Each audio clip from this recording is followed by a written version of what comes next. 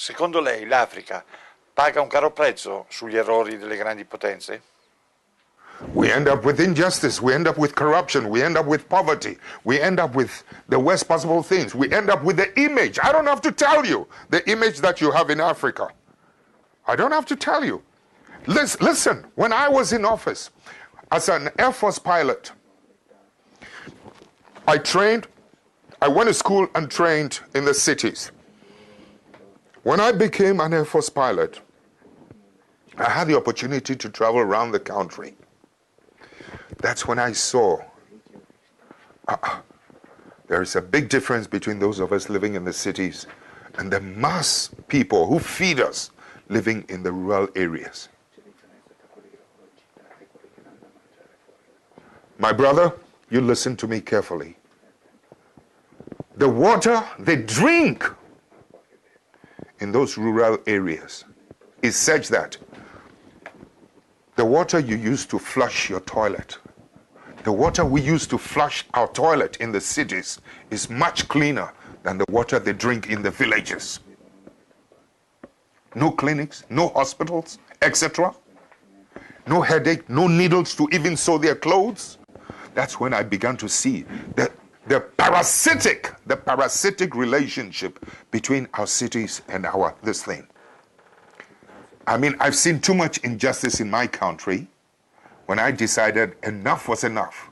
When some of us began to decide that something has to be done about it. When we emerged into political office, you know something?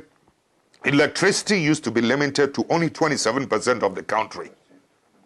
In the shortest possible time, we were able to, with Italian assistance, we were able to extend electricity from 27 to almost 87% of the rest of the country. We were able to extend roads. The infrastructure was improved every part of the country. I mean, it was beautiful.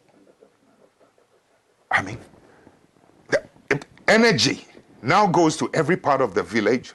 Children can now go to school and can learn at night, so that my children living in the city will not have an advantage over that child in the village.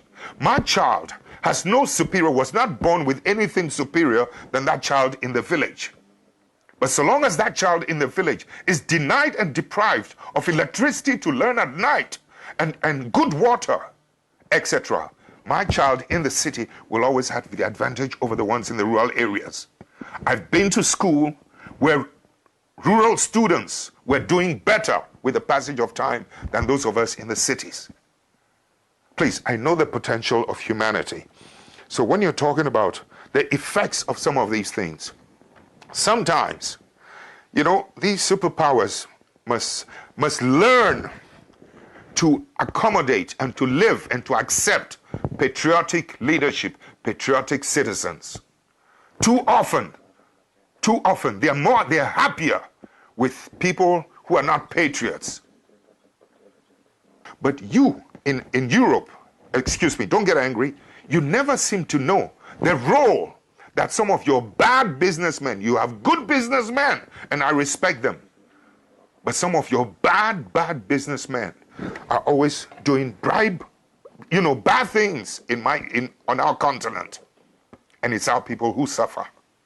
This kind of thing must stop. Your governments must begin to wake up to help us, to help to police and to maintain the integrity of economic policies and economic practices in my country. Your country must help us to protect the judiciary in my country. Your country must help us to police and to monitor and to protect the political integrity in our continent.